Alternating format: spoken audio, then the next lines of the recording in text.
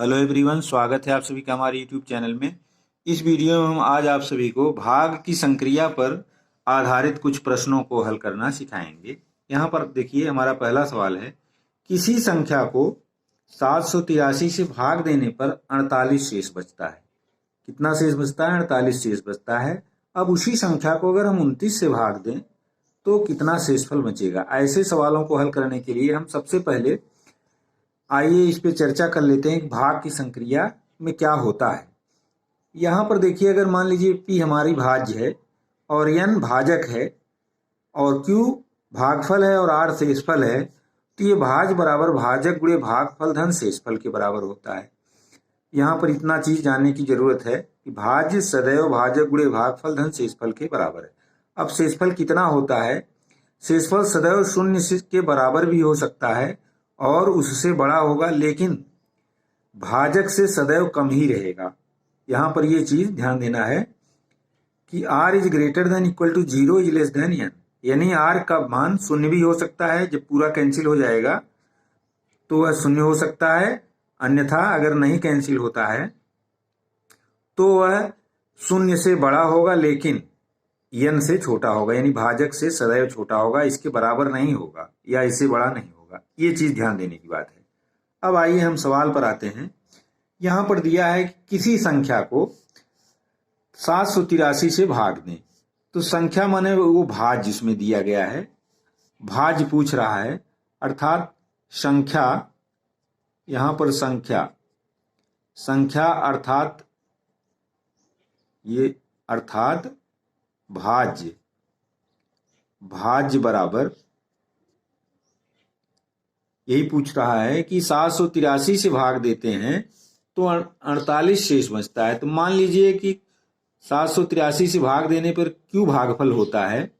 अगर Q भागफल है तो 783 इंटू Q प्लस 48 शेषफल बचता है। अब यहाँ जहां Q जो है भागफल है, जहां Q भागफल है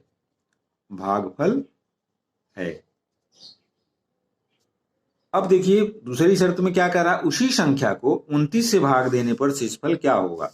अब संख्या हमारी आ गई है 783 Q प्लस 48। अब इसी संख्या में 29 से अगर भाग दिया जाए तो आइए हम भाग देते हैं। तो संख्या हमारी है 783 Q प्लस 48।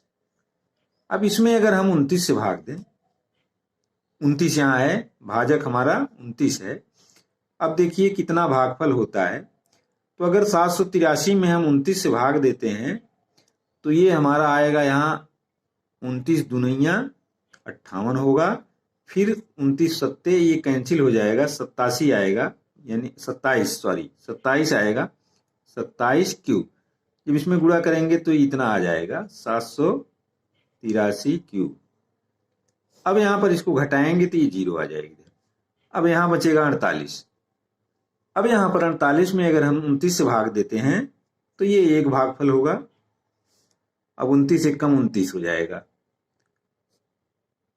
अब यहाँ घटाएंगे तो 18 में से 9 घटाएंगे 9 आएगा, 3 में से 2 घटाएंगे तो 1, यही 19 हमारा शेषफल आ जाएगा। शेषफल ये 19 होगा। तो इस तरीके से अगर इस तरीके के सवाल दिए जाएं तो ऐसे हम इनको निकाल लेंगे तो हमारा आंसर आ जाएगा। अब आइए देखिए 60 में इसको कैसे, मान लीजिए कंपटीशन में पूछा जाता है तो तुरंत करना कुछ नहीं है। 48 में से 29 को हम घटा लेंगे। शॉर्ट ट्रिक में शॉर्ट ट्रिक इसका ये है कि तुरंत 48 में से 29 घटा लें। अगर ऐसा सवाल दिया गया है तुरंत घटाने पर यही हमारा आंसर आ जाएगा। बस आगे कुछ नहीं करना, ये हमने समझाने के लिए किया है ताकि कॉन्सेप्ट क्लियर रहे। अब आइए एक और सवाल इसी तरीके का देखते हैं। अब ये रहा हमारा दूसरा सवाल कि किसी संख्या को 32 से भाग देने पर 29 शेष बचता है। इसी संख्या को 8 से भाग देने पर शेष क्या होगा। अब हमने ऊपर बताया कि अगर मान लीजिए कि P कोई संख्या है, N से भाग दिया जाता है और Q भाग होता है, R शेष बचता है, तो ये P बराबर भाज्य बराबर भाजक गुणे भागफल धन शेषफल, जहां की R जो है शून्य से बड़ा और उसके बराबर भी हो सकता है, लेकिन सदैव वह n से छोटा होगा। अब उदाहरण के लिए मान लें अगर 3 में एक संख्या 5 ले लेते हैं, 5 में अगर हम 2 से भाग देते हैं तो 2 दूनी 4 होगा। अब यहाँ हमारा एक शेषफल हो गया। तो शेषफल हमने बताया कि सदैव शून्य से बड़ा होगा और 2 से कम होगा। तो शेषफल इसका शून्य भी हो सकता है, 1 हो सकता है, लेकिन 2 नहीं हो सकता है। तो ऐसे ये फंडा है, फंडामेंटल अगर क्लियर रहेगा तो ऐसे सवालों को हल करने में कोई दिक्कत नहीं होगी। तो यहाँ पर देखिए शेषफल 2 से कम ही है। अब अगर मान लीजिए 4 यहाँ ले लेते तो 2 दूनी 4, यहाँ इसका शेषफल 0 हो जाता। तो इस तरीके से हमने जो इस चीज को लिखा है ये यही है कि शेषफल इसका 0 भी हो सकता, अगर यहाँ 4 होगा तो 0 हो जाएगा, अगर 2 से नहीं कटने वाला है तो वह सदैव 2 से छोटा होगा, यानी 1 हो सकता है लेकिन 2 नहीं हो सकता है। अब आइए इसको हम इसमें अप्लाई करते हैं। किसी संख्या को 32 से भाग देने पर 29 शेष बचता है। तो संख्या अगर मान लीजिए हमारी p है, इसको 32 से भाग दिया जा रहा है और q भागफल हो रहा है, शेष यहाँ 29 बच रहा है, 29 बच रहा है। तो ये संख्या हमारी होगी 32 q प्लस 29, ये हमारी संख्या होगी। अब संख्या आ गया, अब इसी संख्या को 8 से भाग दिया जा रहा है। आइए हम इसको 8 से भाग देते हैं। संख्या हमारी 32q प्लस 29 है, इसमें अगर हम 8 से भाग देते हैं 8 से, अब यहाँ देखिए 8 चौक 32, यहाँ 4q हो जाएगा भागफल। अब ये हमारा कैंसिल हो जाएगा यहाँ पर। अब यहाँ पर हम उतारेंगे 29 को। अब 29 में हम 8 से भाग देंगे तो 8 त्रिक 24 हो जाएगा, 8 त्रिक 24। अब 9 में से 4 घटाएंगे, 9 में से 4 घटाएंगे तो ये 5 हमारा आंसर आ जाएगा। 9 में से 4 घटाएंगे तो 5 आएगा, ये 5 शेषफल आएगा। अब यहाँ पर शेषफल हमारा यही है, 5 शेषफल। तो क्या शेष होगा, शेषफल ये 5 आएगा। तो इन दोनों सवालों को हल करने पर एक ट्रिक निकल करके आती है कि जो शेष इसमें बचता है उसमें हम इससे भाग दे देते हैं, तो जितना शेषफल आए वही हमारा रिमाइंडर कहलाता है। अर्थात हम अगर इसको शार्ट में करना चाहें, शार्ट ट्रिक इसका है, शार्ट ट्रिक इसमें 29 में हम 5 से भाग देते हैं, 29 5 से हम भाग दे देते हैं तो ये हमारा 8 से भाग देंगे तो 8 त्रिक 24 ये हो जाएगा। अब यहाँ पर 9 में से 4 घटाएंगे 5, यही 5 हमारा आंसर आ जाएगा। इसी तरीके से हमने पहले सवाल में भी बताया कि जो ट्रिक यहाँ बताए हैं कि 48 में से सीधे घटा लेंगे, तो ये यहाँ पर 48 में हम 29 से भाग दे देते हैं तो 29 एक कम 29 आता है। अब यहाँ 18 में से 9 घटाएंगे तो 9 आएगा ये। तो इस तरीके से यहाँ घटाएंगे तो यहाँ आ जाएगा ये। तो यही हमने बताया कि सीधे यहाँ घटा लेंगे, तो घटाना नहीं मतलब यानी भाग दे देना है इसमें 48 में 29 से, तो यहाँ जो रिमाइंडर आएगा तो उसी तरीके से यहाँ भाग दे करके निकालना है। तो आशा करता हूँ कि ये दोनों सवाल आप सभी की समझ में आ गए होंगे। अब आइए एक और सवाल देखते हैं। अब ये रहा हमारा तीसरा और अंतिम सवाल। इसमें है एक संख्या को 6 से भाग देने पर प्राप्त भागफल संख्या से 70 कम है, यह संख्या क्या होगी। तो आइए हम इसको लगाते हैं। मान लीजिए हमारी संख्या p है, अब p में 6 से भाग दिया जा रहा है। अब इसका जो भागफल है संख्या से 70 कम है, यानी यहाँ पर p माइनस 70, यहाँ जो भागफल आ रहा है इससे 70 कम है। तो अब कह रहा है कि शेषफल क्या होगा, यहाँ पर यह संख्या क्या होगी, यानी p का मान पूछ रहा है। यहाँ पर शेषफल 0 आ जा रहा है।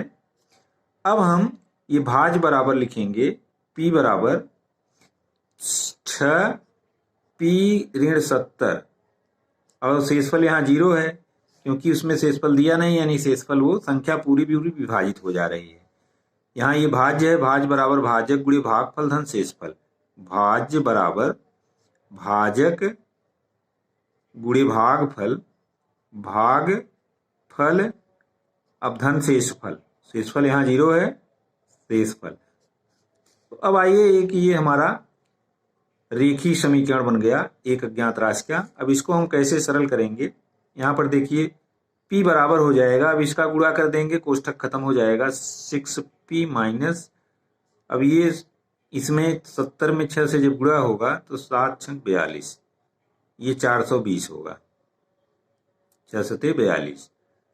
अब यहाँ पर हम इसको इस पक्ष में लाएंगे, उसको उस पक्ष में ले जाएंगे, यानी ये ये 6p है ये, तो ये हमारा इधर आएगा तो ये 420 होगा। अब इधर 6p माइनस p, यहाँ पर ध्यान देने की बात ये रहती है, अज्ञात राशि को हम एक तरफ करते हैं और ज्ञात राशि को एक पक्ष में ले लेते हैं, तो यानी p को हम इधर लाए, 420 को उधर ले गए, तो ये इतना आ गया। अब हम इसमें से इसको जब घटाएंगे तो ये 420, ये 6p में से 5p घट जाएगा तो ये हमारा 5p आ जाएगा। अब ये हमारा एक समीकरण बन गया। अब अगर 5 से दोनों पक्षों में भाग दे दें तो ये 420/5 इक्वल टू 5, तो अब भाग दे देते हैं तो 5 अट्ठे 40, 2 42, 5 चौक 20, तो अर्थात p बराबर हमारा आ गया 84। यही हमारा आंसर होगा, वही पूछ रहा है कि संख्या क्या होगी। अब इसको चेक करने पर पता चल जाएगा, अगर 84 में 6 से भाग दिया जाएगा तो भागफल उस संख्या से 70 कम होगा। आइए भाग दे करके देख लेते हैं। यहाँ 84 लिखते हैं, 84 में 6 से भाग दे रहे हैं हम, 6 एकम 6, 2 8, 24, 6 चौक 24, 6 चौक 24। अब यहाँ देखिए ये 0 हो गया शेषफल। अब ये 84 में से 14 घटाएंगे तो 70 आएगा, अर्थात ये संख्या 84 से 70 कम है। इसका मतलब ये है कि हमारा सवाल सही है। इस तरीके से हमने आज आप सभी को भाग की संक्रिया पर आधारित कुछ संक्षेप में इवार्ती प्रश्नों को हल करने का प्रयास किया, हल कर सिखाने का प्रयास किया। आशा करता हूँ आप सभी की समझ में आया होगा। वीडियो अगर अच्छा लगे तो इसको लाइक और शेयर करें, और चैनल पर नए हों तो प्लीज़ चैनल को सब्सक्राइब करें। मिलते हैं अगले वीडियो में, तब तक के लिए धन्यवाद।